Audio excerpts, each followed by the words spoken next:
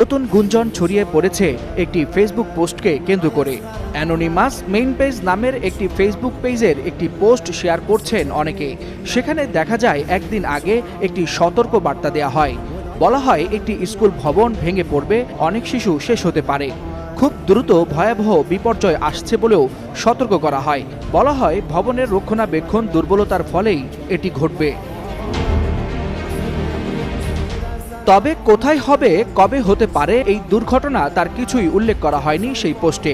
এমনকি বাংলাদেশের নামও সেখানে উল্লেখ নেই। অ্যানোনিমাস মেইন পেজ নামের এই ফেসবুক পেজটি কারা পরিচালনা করছে তা বোঝার কোনো উপায় নেই, কারণ সবার মুখমণ্ডল ঢাকা থাকে একটি বিশেষ ধরনের মাস্ক দিয়ে।